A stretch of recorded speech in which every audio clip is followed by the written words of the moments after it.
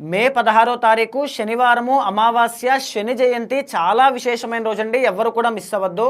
ముఖ్యంగా శని బాధలతో బాధపడేటువంటి వాళ్ళకి లైఫ్‌లో కష్టములు అనేటువంటివి అధికంగా ఉంటాయి. ప్రతీదీ కూడా లేట్ అవుతూ ఉంటుంది. సమస్యలు విపరీతంగా వస్తూ ఉంటాయి. స్ట్రెస్ కానీ, యాంగ్జైటీ కానీ, చేతిలో డబ్బు నిలబడకపోవడం కానీ, వాహన ప్రమాదాలు కానీ ఇలాంటివన్నీ కూడా కలుగుతూ ఉంటాయి.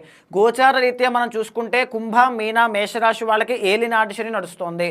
మిథున రాశి వాళ్ళకి కంటక శని కెరీర్ మీద ఎక్కువగా ఎఫెక్ట్ చేస్తోంది. సింహరాశి వాళ్ళకి అష్టమ శని ఎక్కువగా ఎఫెక్ట్ అవుతుంది. దీనివల్ల స్ట్రెస్ కానీ, యాంగ్జైటీ కానీ, ఫినాన్షియల్ ట్రబుల్స్ కానీ, అప్పులు కానీ, వాహన ప్రమాదములు కానీ. ధనస్సు రాశి వాళ్ళకి ముఖ్యంగా అర్ధాష్టమ శని అనేటువంటిది నడుస్తోంది. హెల్త్ ఇష్యూస్ అనేటువంటివి పెరిగే అవకాశాలు ఎక్కువగా ఉంటాయి.